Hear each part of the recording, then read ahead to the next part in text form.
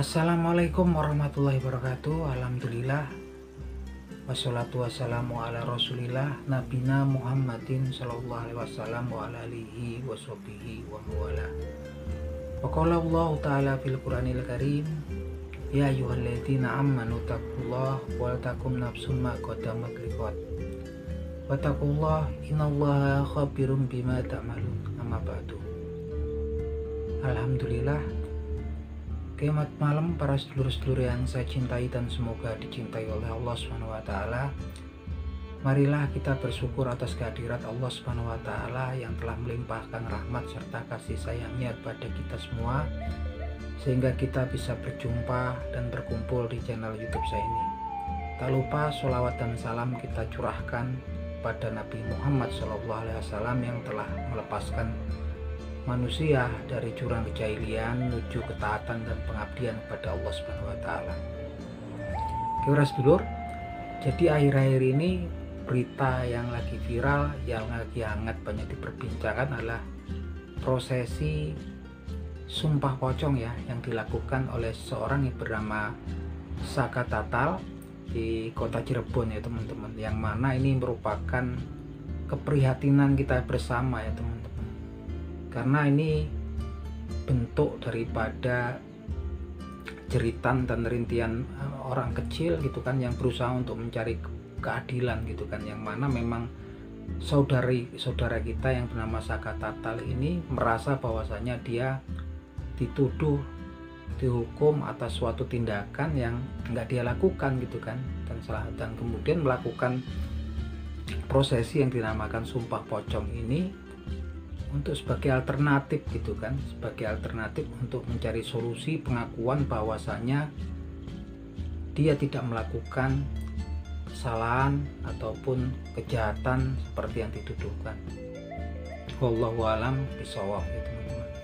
Tapi saya sendiri juga sangat prihatin, dan saya juga kalau memang betul-betul hal itu betul-betul begitu adanya, saudara kita Saka Tatal ini tidak melakukan dosa ataupun kesalahan seperti apa yang pernah dituduhkan kepadanya sampai kemudian dia menjalani hukuman gitu kan. Semoga orang-orang yang zalim padanya mendapatkan hukuman setimpal dari Allah Subhanahu wa taala baik di dunia ataupun di akhirat. Nah, terlepas dari itu teman-teman, bagaimana kita sebagai seorang muslim, sebagai seorang Islam menyikapi tentang prosesi-prosesi yang sepertinya agak asing ya, untuk saya sendiri asing, yang dinamakan sumpah pocong gitu kan. Yang jelas kalau sepengetahuan saya, sumpah pocong ini juga prosesi-prosesinya tersebut sepertinya tidak terdokumentasi gitu kan, bahwasanya hal tersebut berasal daripada apa yang telah diajarkan oleh Nabi kita, Nabi Muhammad SAW, dan juga para sahabatnya. Yang jelas hal-hal seperti ini sepertinya memang campuran atau mixing, percampuran antara budaya dan keyakinan atau agama yang kita anut gitu kan. Sebagian memang kemudian menggunakan doa-doa gitu kan dan bersumpah atas nama Allah Subhanahu wa taala, tapi sebagian juga prosesinya agak aneh gitu kan, karena kemudian orang yang mau disumpah ini kemudian diprosesinya seperti dimandikan, dikafani seperti orang yang meninggal gitu kan. Yang jelas hal-hal seperti ini gitu kan sepertinya memang sudah diinformasikan jauh-jauh hari oleh Nabi kita ya, Nabi Muhammad SAW.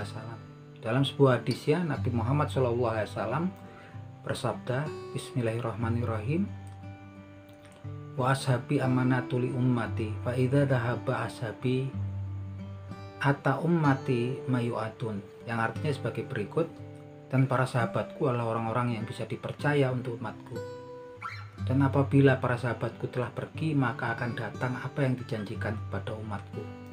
Yang mana kalimat apa yang dijanjikan kepada umatku ini ditafsirkan oleh para ulama, ini adalah hal-hal yang baru, perkara-perkara yang baru dalam urusan agama yang kemudian diistilahkan sebagai bid'ah ya. Yang asal akar katanya adalah bid'ah ini katanya dalam artian kita adalah sepertinya sebuah kreasi, sebuah penciptaan yang baru dalam urusan-urusan agama itu kan. Yang jelas memang kalau dari hadis ini bid'ah akan muncul setelah kepergian para sahabat-sahabat para nabi Muhammad SAW. Nah, ini memang sudah diinformasikan ya. Dan memang kalau kemudian saat ini menjadi pertentangan, menjadi banyak adu argumen karena memang bid'ah sendiri belum muncul di masanya Nabi Muhammad SAW. Dia muncul setelah kepergian para sahabat Nabi Muhammad SAW. Dan apa? Gitu kan? Seperti apa bid'ah itu sehingga saat ini juga banyak yang mempertentangkan gitu kan. Tapi yang jelas hal-hal seperti itu ini kan seperti sesuatu yang baru dalam urusan agama kita gitu kan, yang memang nggak ada contohnya oleh Nabi Muhammad SAW dan kemudian oleh para sahabatnya Rasulullah SAW. Yang jelas dalam sebuah hadisnya Nabi Muhammad SAW bersabda sebagai berikut, Bismillahirrahmanirrahim, man amila amalan la laisa alaihi amruna fahuwa rad. Yang artinya sebagai berikut, barang siapa melakukan amalan perbuatan yang tidak ada contohnya dari kami, fahuwa rad, maka orang tersebut tertolak. Nah, kata tertolak ini sebenarnya juga sangat bikin kita juga khawatir gitu kan. Apakah cuma sekedar tertolak amalannya ataukah kita juga mendapatkan perbuatan kita yang lain pun akhirnya tertolak karena amalan-amalan kita melakukan kebid'ahan. Yang jelas kalimat bid'ah atau perkara baru dalam urusan agama ini selalu diinformasikan oleh Nabi Muhammad SAW. Seperti dalam sebuah riwayat bahwasanya Nabi Muhammad SAW setiap akan memulai khotbah ataupun dakwah syiar agamanya selalu dimulai dengan untaian doa sebagai berikut, untaian kalimat sebagai berikut, Bismillahirrahmanirrahim, amma ba'du fa inna khairal hadisi kitabullah wa khairul huda huda Muhammadin wa syarru umuri muhdatsatuha wa kullu bid'atin dhalalah. Yang artinya sebagai berikut, amma ba'du fa inna khairal hadisi kitabullah, maka sebaik-baik perkataan adalah kitabullah, wa khairul huda huda Muhammadin, dan sebaik-baik petunjuk adalah petunjuk yang dibawa oleh Nabi Muhammad SAW, wa syarrul umuri muhdatsatuha, dan seburuk-buruk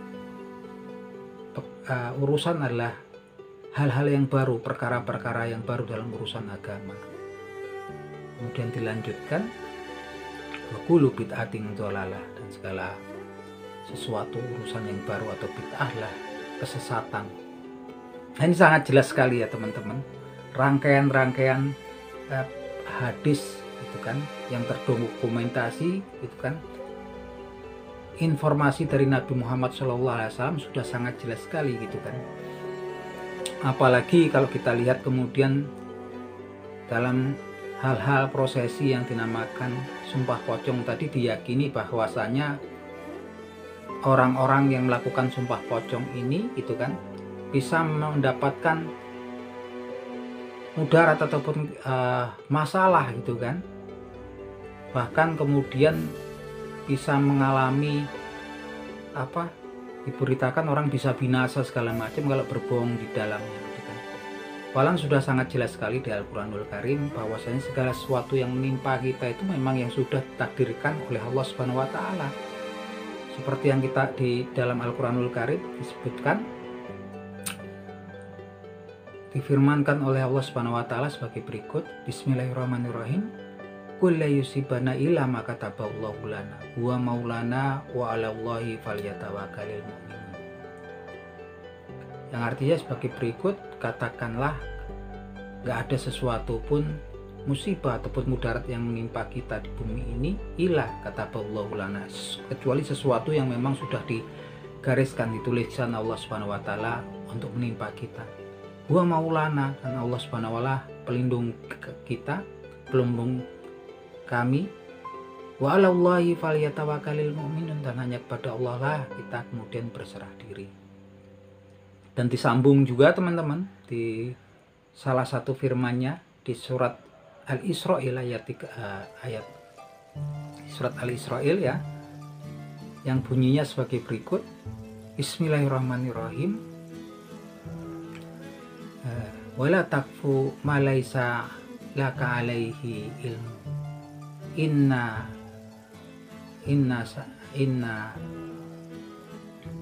sam'a wal basara wal fuada ulaika kana anhu mas'ula. Yang artinya sebagai berikut, janganlah kalian mengikuti sesuatu yang kalian tidak tahu, tidak memiliki ilmu tentangnya, karena sesungguhnya pendengaran kalian dan penglihatan kalian serta isi hati kalian kelak akan dimintai pertanggungjawabannya oleh Allah Subhanahu wa taala. Nah, teman-teman, kalau kita lihat dari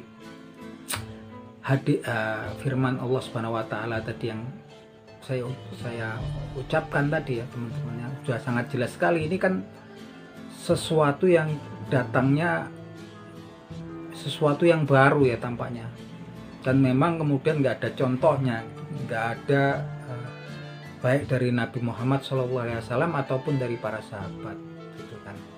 Yang sudah jelas kemudian dicampuri dengan mitos-mitos, cerita-cerita bahwasanya orang yang menjalankan sumpah tersebut, gitu kan, bila berbohong kemudian akan mendapatkan mudarat, mendapatkan kecelakaan, mendapatkan laknat dari Allah Subhanahu wa taala. Yang jelas kita nggak ngerti nih keilmuannya, gitu kan. Dan sebagai seorang muslim, dan semoga menjadi harapan kita menjadi seorang hamba yang beriman pada Allah Subhanahu wa taala, tentunya referensi kita adalah Al-Qur'anul Karim dan hadis ya, teman-teman.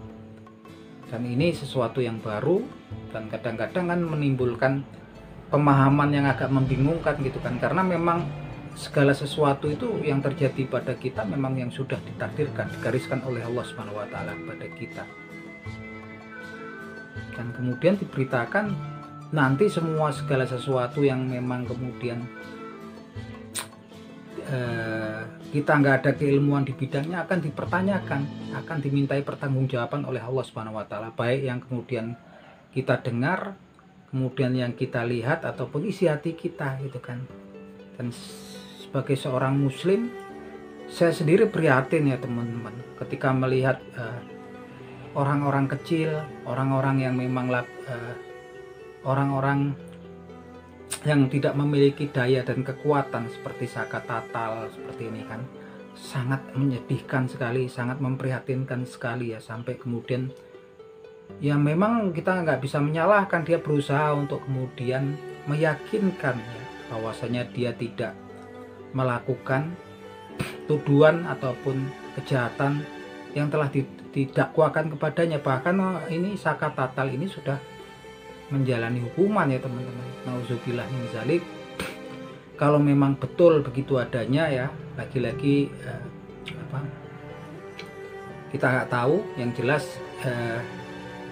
kalau memang begitu adanya, kan, wallahu alam bisawab, kalau memang betul begitu adanya, saya akan turut mendoakan bahwa semoga orang-orang yang telah menzalimi para saudara-saudara kita ini, orang-orang kecil, orang-orang susah ini, semoga mendapatkan balasan yang setimpal dari Allah Subhanahu wa taala, baik di muka bumi ini ataupun nanti di akhirat.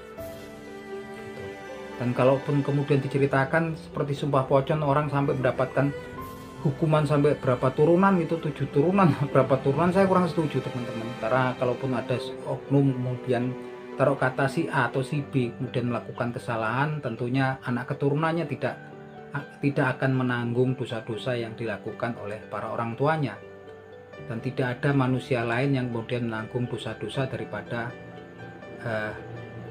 manusia-manusia lain yang lain, sekalipun itu adalah orang tua, gitu kan, kakek neneknya, gitu kan. Dan ini merupakan pemahaman yang salah, gitu kan. Kalau yang salah itu ya oknum-oknum itu, semoga oknum-oknum itu dihukum oleh Allah Subhanahu wa taala, diberikan hukuman baik di dunia dan di akhirat, gitu kan. Dan kita yakin bahwasanya Allah Subhanahu wa taala akan menghukum ya, orang-orang pelaku kezaliman itu kan, teman-teman. Lagi-lagi wallahu alam bisawab, semoga kita doakan saudara-saudara kita yang merasa terzolimi tersebut, bila memang betul-betul tidak melakukan kesalahan ataupun dosa-dosa yang mereka lakukan, semoga mereka diberikan kemudahan oleh Allah Subhanahu wa taala. Oke teman-teman, ini obrolan kita di malam hari ini, semoga bisa bermanfaat, memberikan informasi yang tepat gitu kan, agar kita kemudian walaupun masalah seberat apapun, jangan sampai kemudian kita keluar dari rel dari referensi kita sebagai seorang muslim. Tentunya referensi kita adalah Al-Quranul Karim dan Al-Hadis. Di luar itu akan tertolak. Itu pendapat saya pribadi ya teman-teman. Oke, akhir kata, wabillahi taufiq wal hidayah. Wassalamualaikum warahmatullahi wabarakatuh.